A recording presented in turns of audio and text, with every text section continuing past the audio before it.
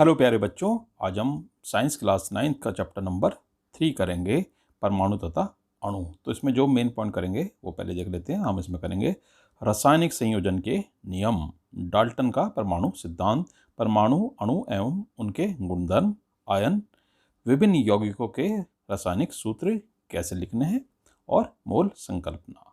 तो रासायनिक संयोजन के नियम किन्हीं दो या उससे अधिक पदार्थों के बीच रासायनिक अभिक्रिया कुछ सिद्धांतों पर आधारित होती है। इन सिद्धांतों को ही रासायनिक संयोजन के नियम कहते हैं। तो इसमें है एक द्रव्यमान संरक्षण का नियम। ठीक है, इस नियम के अनुसार द्रव्यमान का उदय या विनाश संभव नहीं है। जैसे कि इससे ही नाम से पता चला कि द्रव्यमान संरक्षण का नियम। ठीक है, तो द्रव्यमान का ना तो हम उदय कर सकते हैं ना विनाश, यानी ना तो उत्पन्न कर सकते हैं द्रव्यमान को, ना उसको नष्ट कर सकते हैं, विनाश कर सकते हैं।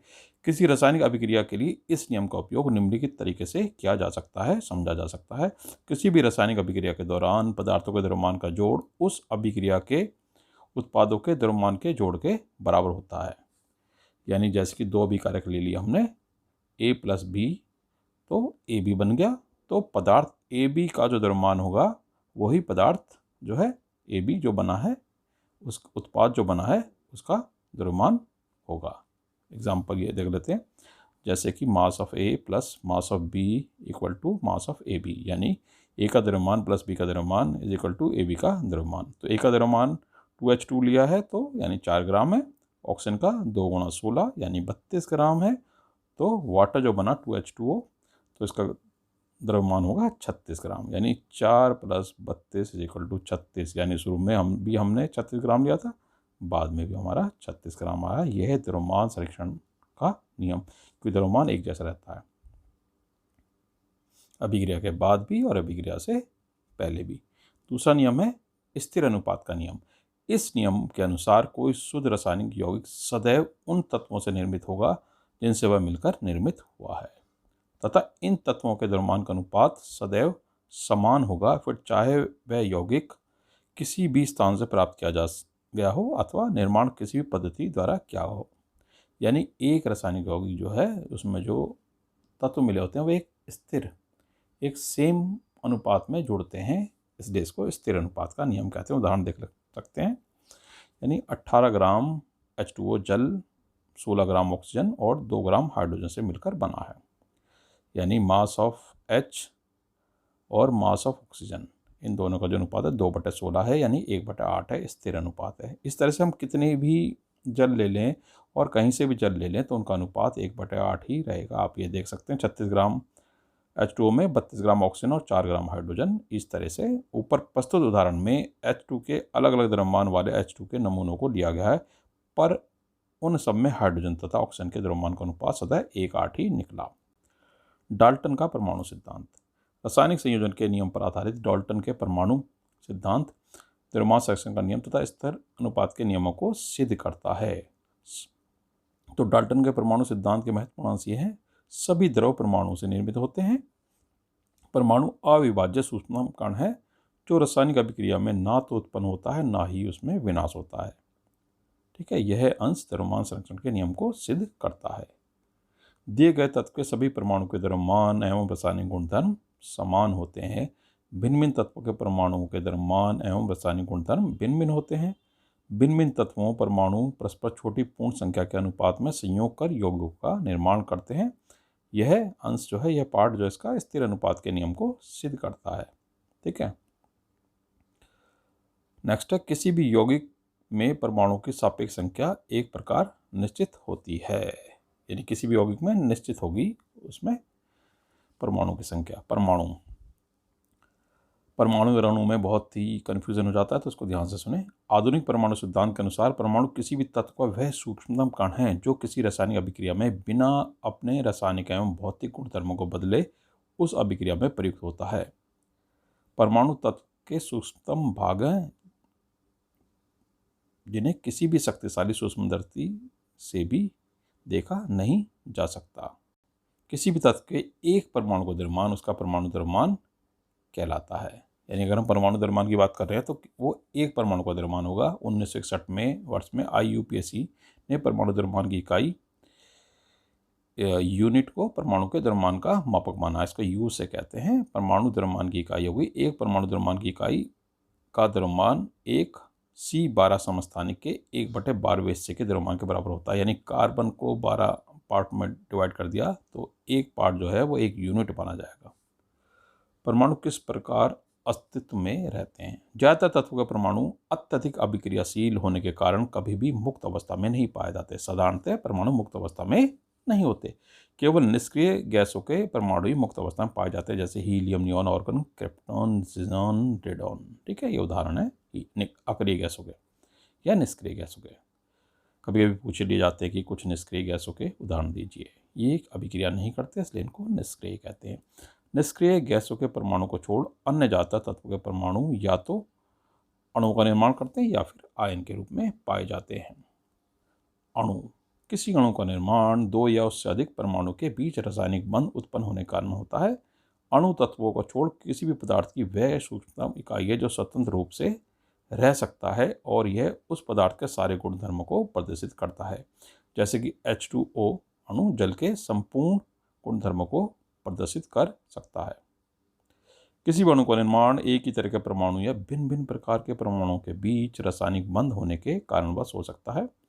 इस आधार पर अणुओं को दो भागों में बांटा जा सकता है, यानी कि एक ही तरह के परमाणु से निर्मित है जैसे कि O2, N2, O3, S8P4 और भिन्न भिन्न तरह के परमाणु से निर्मित इन्हें यौगिक कहा जाता है, जैसे H2O, CO2, NaCl, Ca, CO3।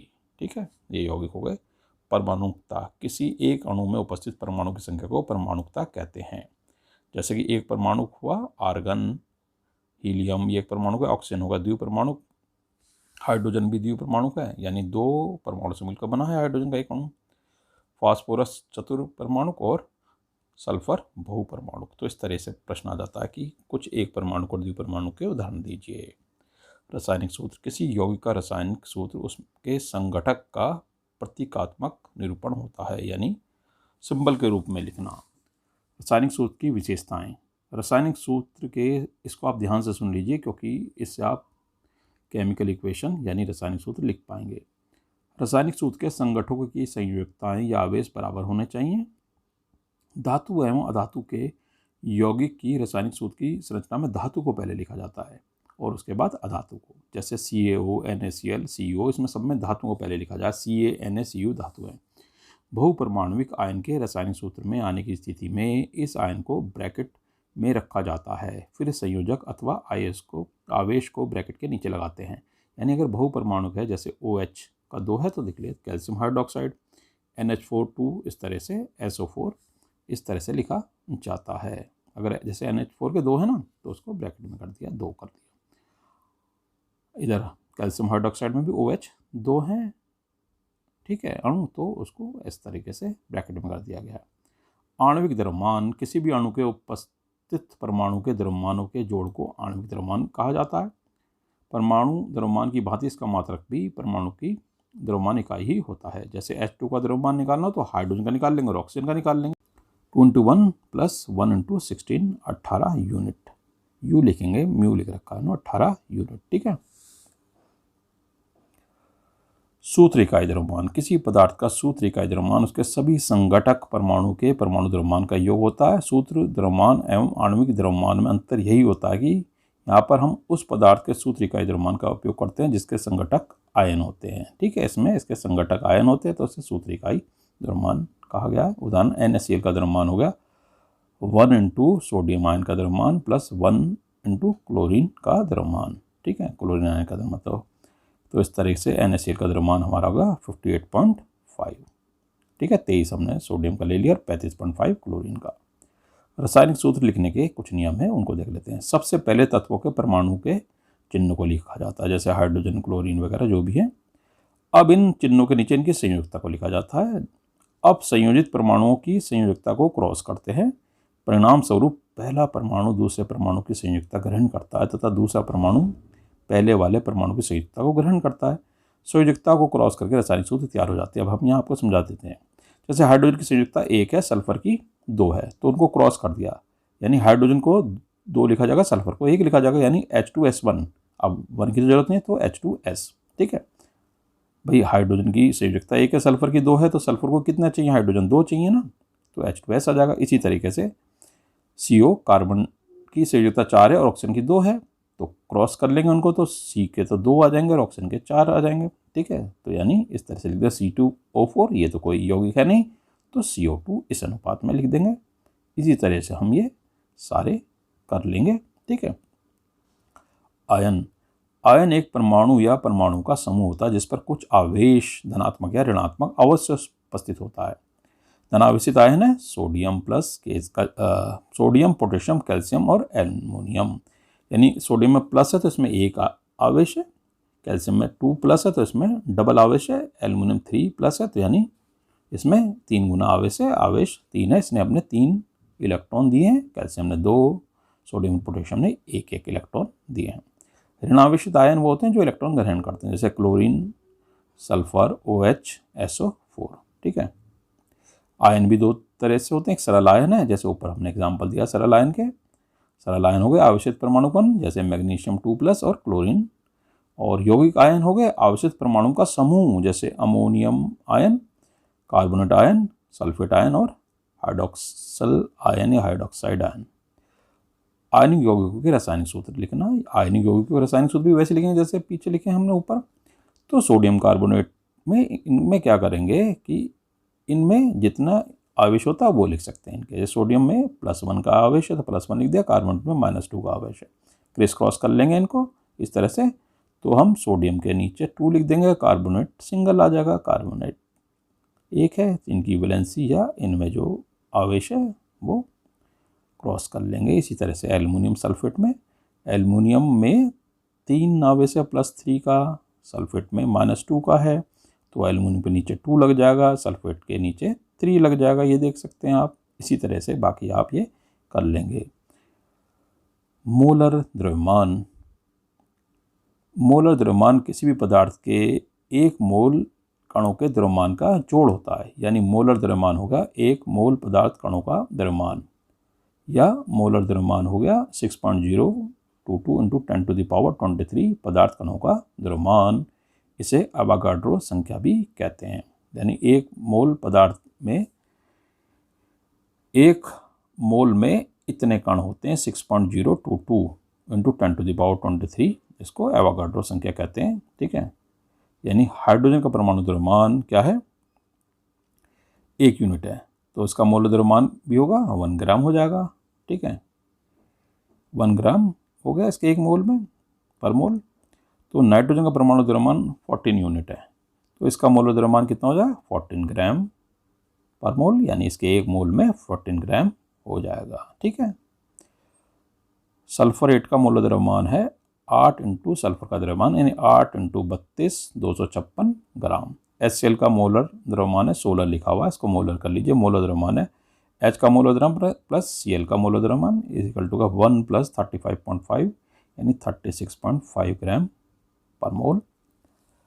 मोल संकल्पना क्या है, यानी मोल क्या है, 6.022 × 10⁻23 कणों, यानी इसमें परमाणु, अणु या आयंस हो सकते हैं, इसका समूह होगा, ये 1 मोल होगा।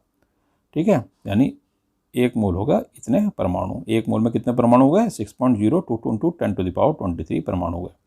1 मोल अणु में कितने हो गए, इतने अणु हो गए, 6.022 × 10⁻23 अणु हो गए। 1 मोल ऑक्सीजन में इतने 6.022 × 10⁻23 ऑक्सीजन के परमाणु होंगे।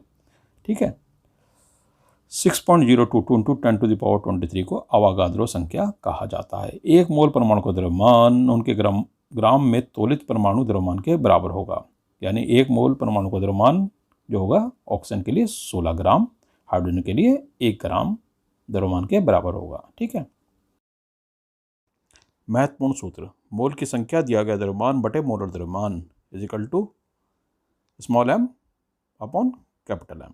ठीक है, यानी मोल की संख्या ऐसे भी निकाल सकते हैं हम, दिए गए कणों की संख्या, यदि कणों की संख्या दी गई हो, बटे एवोगाड्रो नंबर 6.022 × 10⁻23 यानी N/NO यानी एवोगाड्रो नंबर, या फिर m, या फर्स्ट और सेकंड से हमने निकाल लिया, m upon M equal to N/NO यानी एवोगाड्रो नंबर। इस तरह से m equal to N × M upon NO, यानी कि दिया गया द्रव्यमान हो गया दिए गए कणों की संख्या और मोल द्रव्यमान बटे अवोगाद्रो नंबर। किसी यौगिक में मौजूद परमाणु का प्रतिशत अगर पूछा गया है तो उक्त तत्व का द्रव्यमान और यौगिक का द्रव्यमान अपॉन यौगिक का द्रव्यमान गुणा 100 से इस तरह से आप निकाल सकते हैं।